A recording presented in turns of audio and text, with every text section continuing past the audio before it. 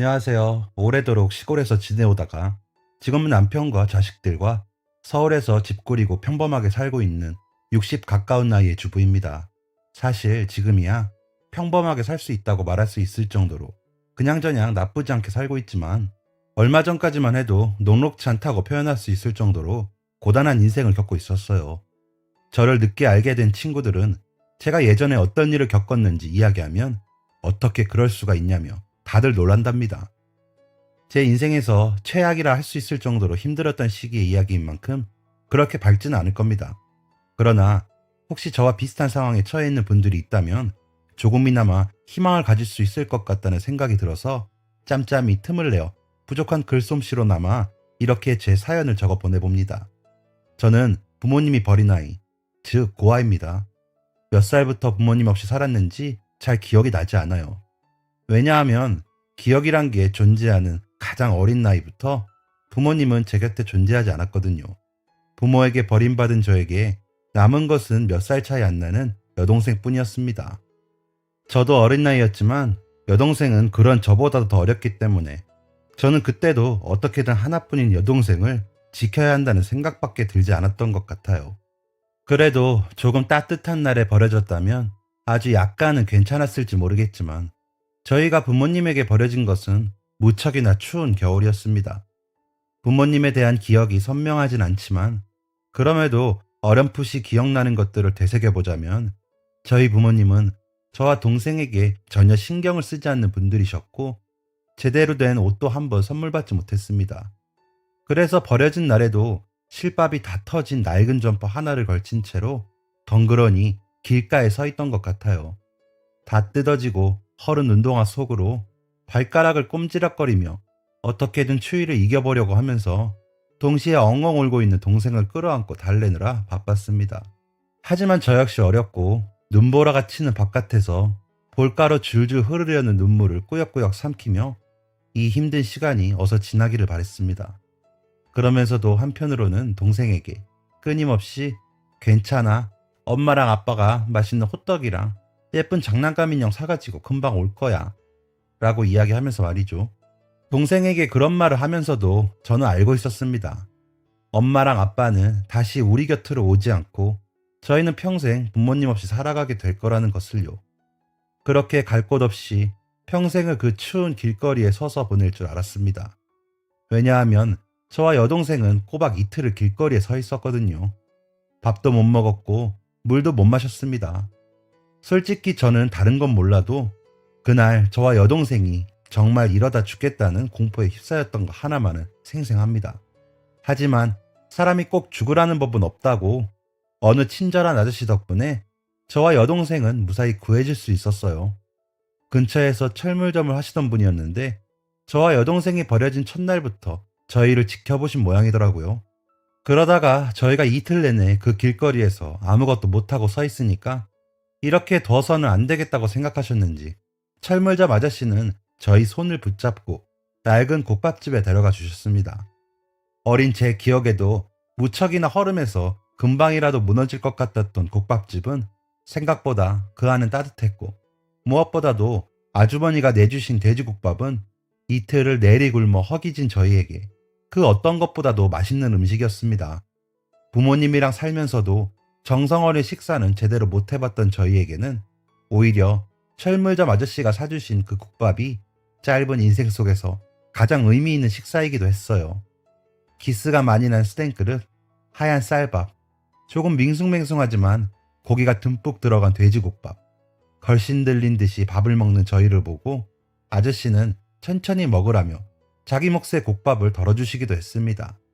가게 아주머니도 저희가 밥을 먹는 사이에 아저씨에게 사정을 들었는지 밥도 한 그릇 더 주시고 가게를 나갈 때는 사탕까지 한 움큼 쥐어서 제 주머니에 넣어주셨어요. 아저씨가 너네가 지낼 수 있는 곳에 데려다 주마. 생각해보면 그 아저씨야말로 정말 저희 생명의 은인입니다. 안타깝게도 국밥을 사준 아저씨의 얼굴은 잘 생각나지 않지만 어쩐지 저희를 안쓰럽게 보았던 듯해요. 저희가 추위에 떨지 않는 곳으로 데려다 주겠다는 아저씨의 말에 당시 저와 여동생은 고마움을 느낄 겨를도 없었습니다. 꼼짝없이 배를 고르며 추위에 떨고 있었는데 따끈한 국밥이 놓아진 상황에서 어린애들이 다른 생각을 해봤자 얼마나 할 수 있었겠어요. 한참 동안 아무 말 없이 밥알 하나 안 남길 기세로 허겁지겁 국밥을 먹고 난 뒤 저와 여동생이 부른 배를 두드리며 멀뚱멀뚱 가게를 둘러보고 있을 때 저희에게 국밥을 사준 아저씨는 다시금 저희의 손을 잡고 어디론가 향했습니다. 저와 여동생이 원래 살던 곳에서 꽤 떨어진 위치에 있던 그곳은 고아원이었습니다. 이 애들이 며칠 동안 길에서 벌벌 떨고 있어가지고요. 잘 좀 부탁드립니다. 그럼요, 걱정 마세요. 저희 고아원에서 잘 돌볼게요. 그렇게 저희 자매의 고아원 생활은 시작되었습니다. 동생이 있긴 했지만 고아원 생활은 조금 외로웠습니다. 저와 여동생이 버려졌다는 사실은 알고 있었지만 어찌됐던 그 고아원에는 저희 또래 아이들이 많았고 저는 이곳에 적응해야 할 필요성을 느꼈습니다. 그래서 새로운 아이들과 친구로 지내면서 떠들썩하게 놀고 싶었는데 이상하게 그 아이들은 저를 좋아하지 않더라고요. 갑자기 들어온 새로운 얼굴이 낯설고 꺼려졌나 봅니다. 게다가 고아원에 계셨던 원장님은 친절했지만 워낙 아이들이 많은 탓에 많은 사랑을 주시진 못했습니다. 당시 고아원에 있었던 아이들이 이미 자기들끼리 친해져 있던 상황이었던 것에 더불어 저를 온전히 챙겨줄 사람조차 없으니 커다란 고아원에서 고립되기는 어렵지가 않더군요. 제가 조금 더 적극적으로 다가갔으면 뭐가 달라졌을 수도 있겠지만 당시 저는 낯을 조금 가리던 터라 쉽사리 아이들과 어울리지 못했습니다. 그리고 그건 제 여동생도 마찬가지였고요. 왕따 아닌 왕따였죠. 그래서 저희는 그 북적거리는 고아원에서 오롯이 저희 둘만이 존재한다고 생각하며 버텨왔습니다. 언니, 계속 나랑 같이 있어야 해? 당연하지. 우리는 언제나 함께야. 동생이 없었으면 필연적으로 외로움만이 가득했을 고아원 생활. 그러나 그렇게 서로를 보듬으며 그 누구보다 가까운 가족이자 친구가 되어주던 것도 잠시. 이별은 언제나 예상치 못한 순간에 찾아온다고 하죠. 고아원에 있을 때 평소 제 여동생이 너무 귀엽다며 자주 보러 오던 아줌마 아저씨가 있었습니다. 자매인 저에게도 어느 정도 잘해줬지만 확연하게 제 여동생에게만 깊은 관심을 가지는 아줌마와 아저씨였기에 저는 인사를 할 때를 빼고는 늘 멀리 떨어져서 슬쩍슬쩍 훔쳐보기만 했습니다. 그 아줌마랑 아저씨는 고아원에 올 때면 늘 제 여동생 줄 옷이나 인형 등을 가지고 왔어요. 간혹 가다가 저한테 선물할 장난감도 챙겨주신 적이 있었죠. 멀어 보이고 대하기 어렵기는 했지만 어린 마음에 제게 선물을 주는 아줌마와 아저씨에 대해서 어렴풋이 고마운 분들이라고 생각했던 것 같습니다. 그리고 내심 저런 아저씨와 아줌마가 엄마랑 아빠라면 정말 좋겠다고 떠올리기도 했죠. 아줌마랑 아저씨 어때 보이시니? 그 아줌마랑 아저씨가 왔다 갈 때면 원장님은 늘 내게 그 두 분이 어떤 것 같냐고 물어보셨습니다. 그러면 저는 조금 어렵지만 너무 좋다고 동생이랑 같이 함께 살고 싶다고 이야기했습니다. 아줌마와 아저씨가 저희 둘 다 입양해 가길 노리고 이야기한 건 아닙니다. 당시 저는 입양이 뭔지도 잘 모르는 애였으니까요. 하지만 진심으로 소망하긴 했어요. 저도 동생이랑 부모님 밑에서 평범하게 자라고 싶다고요. 실제로 두 분은 부모님이 되어주시긴 했습니다. 저를 뺀 제 여동생의 부모님 말이죠. 싫어, 혼자 있기 싫어. 어느 날 저는 여동생은 새로운 부모님과 함께 외국으로 가야 하니 이제 더 이상 같이 있을 수 없다는 이야기를 통보받았습니다. 그 즉시 고아원 건물이 떠나가라 엉엉 울었어요. 입고 있던 원피스에 흙이 묻든 말든 먼지 묻은 바닥을 뒹구며 여동생만 데려가지 말라고 착한 아이가 될 테니 나도 같이 데려가 달라며 목이 쉬도록 소리를 질렀던 기억이 있습니다. 제가 전에 없이 난동을 부리며 엉엉 우니까 덩달아 여동생까지 같이 울었고 고아원 원장 선생님이 식은땀을 뻘뻘 흘리며 애써 저와 여동생을 달랬습니다. 있지, 민지는 지금 행복하기 위해서 떠나는 거란다. 서로 떨어져 있다고 해도 언니와 동생의 관계는 끊어지는 것이 아니니까 나중에 원한다면 언제든지 연락해서 만날 수 있어. 원장님의 말을 들어도 저는 한동안 진정이 되지 않았습니다. 왜 여동생만 데려가고 난 안 데려가는 건지 서운했고 눈물이 났죠. 나중에 알게 된 건데 원장님은 아줌마 아저씨가 제 여동생에게 꾸준히 관심을 보이니 저를 같이 이야기하면서 입양 의사가 있다면 자매인이 함께 들어가는 게 좋을 것 같다고 권유를 하신 모양입니다. 그러나 그 아줌마 아저씨는 한 명이면 족하다고 저를 한사코 거절한 뒤 제 여동생만 입양하기로 한 거였죠. 부끄럽게도 그 사실을 알게 되기까지 전 꽤 오랜 시간 원장님을 미워하곤 했습니다. 여동생의 입양이 결정된 그 당시에도 차분한 어투로 절 진정시키는 원장 선생님의 목소리에 간신히 눈물을 멈추긴 했지만 한편으로는 계속 화가 나고 눈물이 나서 밤새 잠도 못 자고 울었습니다. 저는 입양되지 못하고 고아원에 남는다는 것에 대한 슬픔도 있었지만 그게 다는 아니었습니다. 어쩐지 그 이후로 동생을 오래 못 볼 것만 같은 기분이 들었기에 그렇게 날이 다 가도록 울었던 것도 있어요. 언니, 나 언니랑 같이 있고 싶어. 가기 싫어. 제 동생은 아줌마 아저씨가 와서 장난감을 쥐어지고 맛있는 것을 줄 때는 아이답게 무척 좋아했지만 이제 앞으로 좋아는 떨어져서 자기 혼자만 아줌마 아저씨랑 같이 산다고 하니 그건 원치 않았는지 떠나는 날이 되기 전까지 매일매일 제가 자는 곳으로 와서는 제 침대에 함께 누워 저를 껴안고 계속 이야기를 나누려고 했습니다. 언니도 너랑 같이 있고 싶어. 원장 선생님한테 졸라볼까? 내가 아까 원장 선생님한테 말해봤는데 선생님이 안 된다고 하셨어. 어떡하지 그럼? 아이들이 머리를 맞대고 생각해봤자 아무런 대책도 나오지 않는데 저희 자매는 헤어지기 싫다는 마음 하나로 아무런 의미가 없을지언정 매일 밤마다 두런두런 대화를 하며 어떻게 해야 함께 지낼 수 있을지를 고민했습니다. 그러나 시간은 참 야속하게도 빠르죠. 얼마 지난 것 같지도 않은데 동생이 입양 가는 날이 왔습니다. 이른 시간에 비행기로 떠나야 했기에 동생은 꼭두 새벽부터 일어나서 몇 안 되는 짐을 싸야 했고 동생을 입양하는 아줌마와 아저씨는 진즉 고아원에 와서는 제 동생을 기다리고 있었습니다. 동생도 저와 헤어지고 싶어 하지 않았기에 최대한 느리게 민기적 짐을 쌌지만 애초에 짐 자체가 많지 않았으니 동생이 시간을 끄는 것도 소용이 없었습니다. 원장님 손을 잡고 바깥으로 나온 동생은 아줌마와 아저씨가 끌고 온 좋은 차에 올라탔습니다.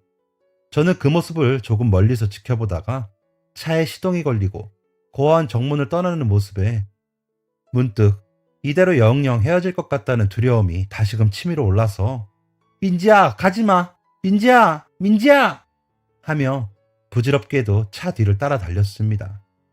그러나 금세 동생이 탄 차는 멀어졌고 저는 차의 뒷공무니조차 보이지 않을 정도로 하염없이 그 모습만을 바라보다가 제 방으로 돌아와 낡은 베개에 얼굴을 묻고 또다시 엉엉 울음보를 터뜨렸습니다. 그렇게 저는 이르게 여동생과 헤어지고 고등학생이 될 때까지 고아원에서 홀로 커왔습니다. 여동생 또래 혹은 여동생보다 어린 나이의 아이들은 저와는 다르게 일찍이 누군가에게 입양이 되어 가족이 생겼습니다. 그러나 저는 아니었죠. 나이가 너무 많다는 이유로 아무도 저를 찾지 않았기 때문입니다.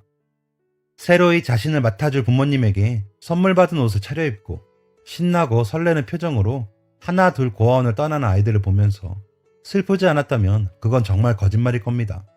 저도 절 사랑해줄 부모님이 필요했으니까요. 이르게 부모님에게 버림받은 만큼 그 시간을 모두 포함해서 저를 아끼고 좋아해줄 사람이 있었으면 했어요. 하지만 그렇게 느껴지는 슬픔만큼 언제부턴가는 체념하는 법도 배웠던 것 같습니다. 저에게 있어 부모님의 사랑을 얻는 건 불가능한 것이라고 말이죠. 이제는 정말 어떻게 해야 할까? 그래도 고등학생까지는 고아원에서 보호가 가능했기에 어떻게든 먹고 자는 것은 문제가 없었습니다. 진짜 문제는 제가 성인이 된 이유였습니다. 고아원도 일손이 부족하고 자금도 부족했기 때문에 성인이 된 아이들은 독립을 해야 했는데 저에게도 그런 시기가 온 거죠. 제가 배운 거라도 많았으면 그렇게 막막하지만 않았을 겁니다. 문제는 제가 학교 공부를 제대로 배우지 못했습니다. 고아원에 있다 보니 자연스럽게 배움도 부족하더군요. 학교를 다닐 수야 있었지만 독립을 대비해서 조금씩 돈도 벌어야 했기 때문에 온전히 공부에만 집중하기는 부족한 환경이었습니다. 그때는 그렇게 하는 게 맞다고 생각했는데 막상 졸업하고 정말 나와야 할 때가 되니 그냥 학교 다닐 때 열심히 공부하고 자격증이라도 딸 걸 하는 후회가 들었습니다. 당연히 변변찮게 가진 능력도 기술도 없으니 작은 일자리 하나 구하기도 무척이나 어려웠습니다. 남들은 그렇게 구하기 쉽다는 잡일 아르바이트 자리도 제게는 주어지지 않았습니다. 어찌저찌 발품 팔아가며 여기서 일 좀 할 수 있을까요? 라고 해도 고개를 젓는 사장님들이 대부분이었고, 종종 관심을 가지시는 분들이 있으면 제 고아원 이력을 보고서 인상을 찌푸리는 경우도 많았습니다. 이렇게 살아서 뭐해? 비관적인 생각도 했고 정말 세상에 버려진 기분이었습니다. 그러나 정말로 극단적인 생각을 하기 일보 직전, 제가 간신히 잡아둔 숙박업소 근처에 작은 가게가 있었는데 그곳의 아주머니가 어느 날 저를 붙잡더군요. 잠깐 들어와 볼래? 늘 가는 길목에 그 가게가 있던지라 매일같이 지나치긴 했지만 사장 아주머니와 이야기한 경우는 한 번도 없었기 때문에 아주머니가 저를 처음 데리고 가게로 들어갔을 때는 조금 무서웠습니다. 혹시나 저도 모르게 무언가 잘못한 게 있나 싶었죠. 하지만 아주머니가 저를 들인 이유는 다름이 아니었습니다. 일자리를 구하는 것 같던데 여기서 일해도 괜찮단다. 아주머니는 일을 하면서 매일같이 그 앞을 지나가던 저를 본 거였습니다. 그 근처 가게들의 문을 두드리고 일자리를 구하는 소리도 들었기 때문에 제가 돈을 벌려고 한다는 것도 알고 계셨죠. 하루 이틀도 아니고 꾸준히 몇 주 이상을 그곳을 돌아다니는 제 모습이 안쓰러웠는데, 마침 아주머니는 이전보다 건강이 좋아지지 않아서 잠시 쉬어야 했고 저를 일하게 하면 좋을 것 같다는 생각에 제게 그런 제의를 했다더군요. 아주머니 덕분에 저는 제대로 된 회사에 취직을 하기 전까지 무려 몇 년을 아주머니의 가게에서 일을 할 수 있었습니다. 가게에 손님이 많은 편은 아니었기에 사실 시간 여유가 무척 넘쳤습니다. 그리고 감사하게도 아주머니는 제가 손님이 없는 시간에 공부를 하는 것도 허락해 주셨어요. 아주머니가 아니었다면 제가 그렇게까지 빠르게 취직 준비를 하진 못했을 겁니다. 23살에 회사에 취직을 할 때까지 자격증만 4개를 땄고 일을 하면서 번 돈은 차곡차곡 모았어요. 같은 단칸방이라도 조금 더 나은 단칸방에 가겠다는 일념으로 말이죠. 아주머니, 저 합격했어요. 아이고, 장하다. 장해, 고생했다. 제 취직을 가장 먼저 축하해 주신 것도 아주머니였습니다. 취직을 하게 된 회사가 원래 있던 곳에서 꽤 멀었기 때문에 저는 사실상 취직을 하자마자 다른 방을 찾아 이사를 갔습니다. 새로운, 그리고 첫 회사 생활에 대한 부푼 꿈을 가지고 말이죠. 저는 아주 어렸을 때부터 말 그대로 살아남는 게 너무 중요했기 때문에 사실 일을 하고 돈을 버는 것 외에는 그 아무것도 신경 써본 적이 없어요. 그래서 변변찮은 친구도 하나 없었고 연애는 꿈도 꾸지 못했죠. 애초에 저를 좋아해주는 사람도 없었고 저는 짧은 짝사랑 정도는 몇 번 해봤지만 나 같은 애를 좋아해 주겠어? 라는 마음에 언제나 짝사랑은 혼자 가슴에 접어 간직했습니다. 덕분에 전 평생 연애와 결혼 같은 달콤한 관계와는 연이 없을 거라고 생각했습니다. 안녕하세요. 이번에 새로 입사한 김민아입니다. 그래서 회사에 들어가서도 정말 일과 돈 하나만 보고 앞으로 나아갔죠. 그러나 사람 마음이 설레는 건 어쩔 수가 없더군요. 입사 당시 제 사수였던 주임님이 원인이었습니다. 키도 훤칠하고 누가 봐도 호감 갈 만한 첫인상을 가지고 있었던 주임님은 업무상 유일한 직속 사수였기에 부딪힐 일이 많았습니다. 환경으로 인해 일찍이 철들고 또 조금 건조한 마음을 가지고 있긴 했어도 멋있는 것에 가슴 두근거리는 법은 알고 있었기 때문에 주임님과 짤막한 이야기라도 나누는 날이면 하루 종일 심장이 뛰어서 볼이 빨개지기도 했습니다. 그러나 그러면서도 전 제 현실을 잘 알고 있었으니 섣부르게 고백을 한다거나 할 생각은 없었습니다. 애초에 연애할 처지도 아닌데 고백은 해서 뭐 하겠어요. 마음을 주고받는 것도 여유가 있어야 가능한 건데 그때 저는 그저 하루 벌고 하루 사는데 급급했으니까요. 그런데 그런 사람이 제게 먼저 고백을 할 줄은 당시 저는 상상도 못했습니다. 나 미나씨가 마음에 들어요. 미나씨만 괜찮으면 우리 한번 만나봐요. 제 사수는 집이 아주 유복하진 않았어도 부족함 없이 자라왔고 단 한 푼에도 전전긍긍하는 저와는 달라도 너무 달랐습니다. 직급도 다르고 능력도 다르고 환경도 다르니 소녀 같은 짝사랑을 품고 있을지언정 언감생심 탐을 낸 적은 없었습니다. 언제부턴가는 단순한 직장 동료로서 점심을 함께 먹는 것조차도 부끄럽더군요. 아무리 봐도 제가 딸리니까요. 그런데 나중에 연애를 하고 나서 들어보니 당시 제 사수는 제가 열심히 살려고 노력하는 모습에 반해 반년을 넘게 저를 좋아했다고 합니다. 열등감도 있고 자존감도 났던 저는 그 말을 믿지 못했어요. 주임님이랑은 저랑은 너무 달라요. 저는 솔직히 주임님 마음을 못 믿겠어요.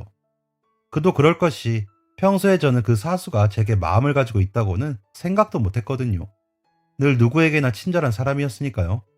그러나 제가 그렇게 이야기하자 사수는 제 마음을 어떻게든 돌려보겠다며 무려 몇 개월을 더 저를 쫓아다니며 오로지 제게만 잘해주고 저만을 신경 써주며 제게 올인했습니다.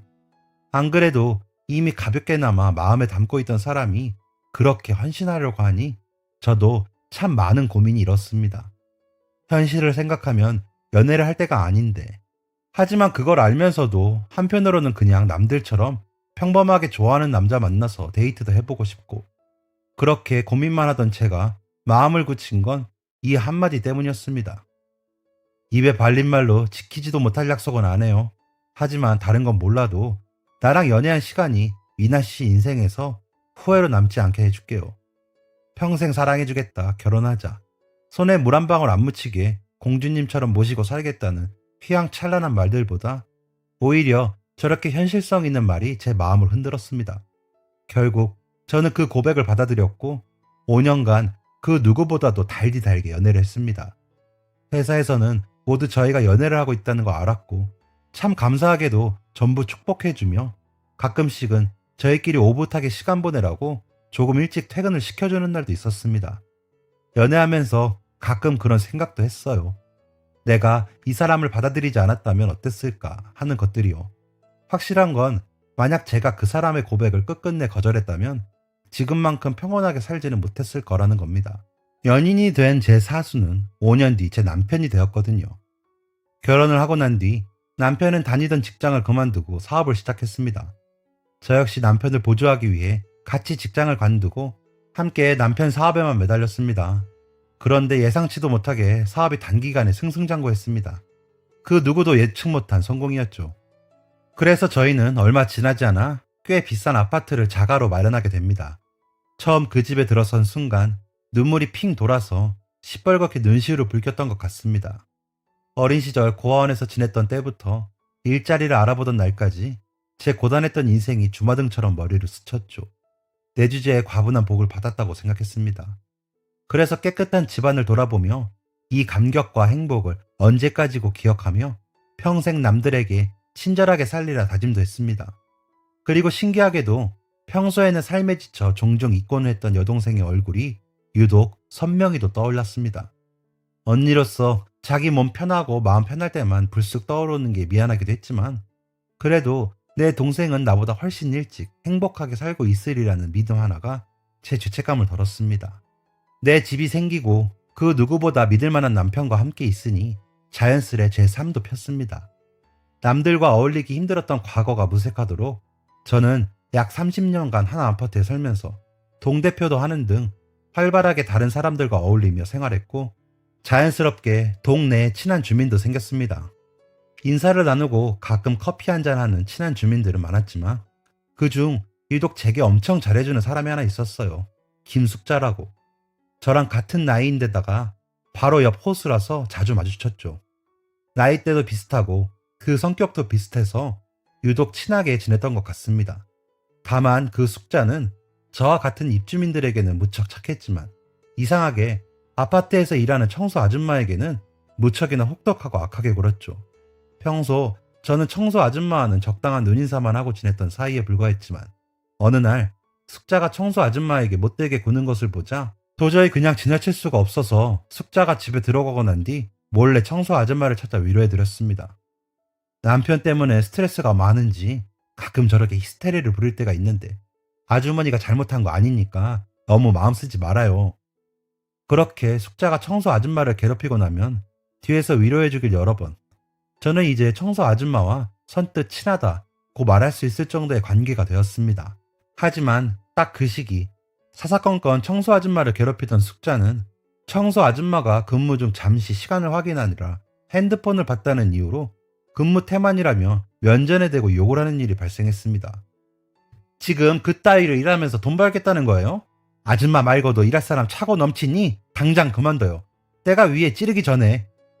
그동안의 모욕은 위태위태했지만 어느 정도 참고 넘길 수 있었던 정도였다면 그날은 정말로 선을 넘었다는 느낌이 들었습니다. 근처를 지나던 다른 주민들도 웅성웅성거리고 청소 아줌마는 고개도 못 들고 바닥만 보고 있고, 제가 동대표이기도 했지만 그걸 떠나서 그런 갑질을 두고 보고 싶지 않았습니다. 그래서 그동안 뒤에서 위로했던 것과는 달리 이번에는 앞에 나서서 청소 아줌마의 편을 들어주면서 숙자에게 이제 갑질은 그만 좀 하라면서 화를 냈죠. 애먼 사람 잡지 좀 마라. 대체 이 아주머니가 무슨 잘못을 했다고 그러는 거야?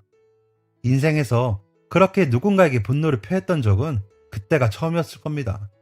그 싸움을 계기로 숙자와는 완전히 남남이 되어버렸지만 청소 아줌마와는 사사로운 수다를 떨 정도로 친밀감이 쌓였습니다. 청소 아줌마는 제가 아파트 입구에 들어서면 쉬고 계시다가도 일어나서 반갑게 인사를 해줬습니다. 가끔은 제철 과일을 봉지에 싸서 남편과 함께 먹으라며 제 손에 쥐어주기도 했습니다. 남편의 사업이 안정적인 궤도에 오르고부터는 애를 키우면서 완전히 전업주부로 전향을 한지라 남편이 나가 있는 동안은 할 것도 없고 심심하기도 해서 종종 일부러 외출을 해서 청소 아줌마와 수다를 떠는 것이 어느 순간부터 제 일상이 되었습니다. 숙자를 제외하고도 동네 다른 친구들이 있었지만 왜일까요? 저는 그렇게 그 청소 아줌마가 마음에 들더라고요. 마침 나이대가 비슷하기도 하고 마음까지 착한 청소 아줌마는 드물게 제가 정말로 마음 편히 대화를 나눌 수 있는 좋은 친구가 되어주었습니다. 그러던 어느 날 여느 때와 같이 청소를 한 뒤 잠시 쉬고 있던 청소 아줌마와 이런저런 이야기를 나누는데 어린 시절의 이야기가 나왔습니다. 부끄럽지만 부모도 없이 자랐어요. 어릴 적에 운이 좋게 입양이 되어 외국으로 가긴 했지만 금방 파양을 당해서 갈 곳 없이 지낸 날이 더 많고, 알고 보니 청소 아줌마는 부모님 없이 고아원에서 힘들게 살았다고 합니다. 그러다 외국으로 입양되었는데 몇 년 후에 파양이 되어서 어찌저찌 외국에서 어떻게든 지내다가 나중에 선교사의 도움으로 다시 한국에 들어올 수 있었다고 하더라고요. 어머, 저도 부모님이 안 계셔서 고아였어요. 저는 입양도 한번 되지 못해서 성인이 될 때까지 원해서 살았네요. 너무 신기하네요. 비슷한 점이 많다고 생각했는데 이런 것까지 닮았다니. 신기할 정도로 저랑 비슷한 생활을 한 청소 아줌마. 그때까지만 해도 그냥 신기하다는 생각만 가득했습니다. 청소 아줌마가 이 말을 덧붙이기 전까지는요. 저한테 언니가 한 명 있었는데 고아원에 있을 때 저만 입양이 되어서 그 이후로 언니랑은 만나지도 못했어요. 나중에 한국 와서 찾으려니 어떻게 찾아야 할지도 모르겠고, 당시 고아원에서 어린 마음에 너무 힘들었는데 언니도 저만큼 힘들었을 텐데 저보다 겨우 2살 많다는 이유로 제가 부모님 보고 싶다고 올 때마다 너무 어른스럽게 달래주고 그랬죠. 기회가 된다면 꼭 언니를 만나서 이제라도 못다 나눈 자매 정이라도 나누고 싶은데 어디서 살고 있는지 알 수가 없어서 그냥 마음으로 그리워만 하고 있어요. 나는 결혼도 못하고 쓸쓸하게 살고 있지만 언니는 행복하게 살고 있었으면 좋겠어요. 청소 아줌마의 이야기를 가만히 듣고 있는데 들으면 들을수록 마치 저와 제 여동생의 이야기인 것만 같아서 알 수 없는 소름이 돋았습니다. 2살의 나이 차이, 외국 입양. 저는 무엇에라도 홀린 듯이 당시 있던 고아원의 전경이 어땠는지, 몇 살 때 외국으로 입양을 갔는지, 그리고 언니의 이름을 기억하고 있냐고 물었습니다. 그리고 정말 놀랍게도 청소 아줌마가 제가 익히 기억하고 있는 고아원의 풍경을 그대로 이야기하고 제가 여동생을 홀로 외국으로 떠나보냈던 때의 나이가 일치했으며 마지막으로 청소 아줌마가 기억하는 언니의 이름과 제 이름이 같았습니다. 그 모든 걸 들은 순간 전 한참을 못 박힌 듯 서서 청소 아줌마의 얼굴을 빤히 보다가 자리에 주저앉아 어릴 때의 그날처럼 엉엉 울 수밖에 없었습니다. 처음으로 열심히 들여다본 그 얼굴은 세월이 흘러 많이 없어졌지만 어린 시절의 얼굴이 아주 미약하게 남아있었거든요. 평생 못 볼 거라고 생각했던 동생과 기적 같은 재회를 한 이후 퇴근하고 들어오는 남편을 붙잡고도 계속 울었습니다. 남편은 깜짝 놀라서 절 다독였고 동생 역시 제 옆에서 잔뜩 고인 눈물에 애써 붙들어 두었죠. 간신히 진정이 된 다음 더듬더듬 이야기를 풀어놓는 제 말을 들은 남편은 놀란 얼굴로 청소 아줌마를, 아니 제 동생을 바라보았습니다. 가끔 동생의 꿈을 꿀 때마다 우울감에 젖는 저를 잘 알고 있었기에 남편은 제가 모르는 사이 제 동생을 찾기 위해서 여기저기 알아보고 있던 차였는데 이렇게까지 가까이 있을 줄은 몰랐다며 제 가족은 자신의 가족이랑 다름없으니 언제든지 편하게 집에 오라며 기쁘게 웃어주었습니다. 그리고 지금 저희에게는 작은 변화가 생겼습니다. 바로 동생이 저희 청소 아줌마를 그만두고 제 남편 회사에 청소 아줌마로 들어가서 일을 하고 있다는 점이죠. 급여는 물론 근무 환경도 훨씬 더 좋은지라 예전에 종종 피곤으로 찌들어 있던 동생의 얼굴은 이제 온데간데 없어지고 밝은 얼굴로 변했습니다. 그리고 동생이 마땅한 집을 구할 때까지는 저희 부부와 함께 지내기로 하여서 이제는 원할 때마다 동생 얼굴을 실컷 볼 수 있게 되었습니다. 동생은 저랑 남편을 방해하고 싶지 않다며 한사코 자기가 원래 살던 곳에서 혼자 살겠다고 이야기했으나 동생이 이제껏 살던 낡은 원룸은 동생이 기거하기에는 너무도 좋지 않았던 곳인지라 남편이 오히려 더 나서서 함께 살자고 말해주었어요. 같이 사는 대신 미나가 내 바가지 긁으려고 하면 대신 좀 막아줘요, 처제. 남편이 그렇게 너스레를 떨며 동생을 편하게 해주니 동생도 결국 저희의 요구에 못 이겨 저희 집에 들어와 살게 되었습니다. 남편, 제 아들, 그리고 동생까지 내 가족이 함께 사는 지금 저는 정말 더없이 행복하다고 자신할 수 있습니다. 사실 저는 동생이 혼자 입양 가면서부터 막연하게 제 인생의 행복이라는 것은 없을 거라고 생각했어요. 가끔은 왜 나만 이렇게 힘든 걸까 하며 세상을 원망하다가 지쳐 잠든 적도 많았습니다. 그럼에도 불구하고 결국 포기하지 않고 하루하루 살아가다 보니 이렇게 좋은 남편을 만날 수 있었고 이젠 영원히 잃어버렸다고만 여겼던 동생까지 만나게 될 수 있었던 것 같아요. 지금 이 사연을 쓰는데 동생이 옆에서 같이 봐주고 있습니다. 제 인생에서 가장 즐겁고 좋은 순간을 꼽자면 바로 지금이라고 생각해요.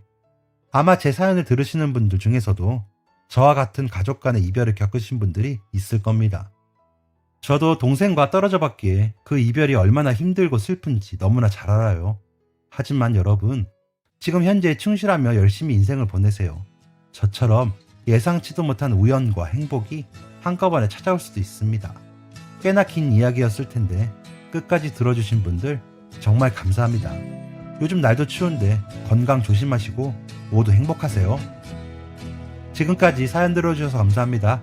사연이 재밌으셨다면 구독과 좋아요를 눌러주세요. 감사합니다. 안녕히 계세요.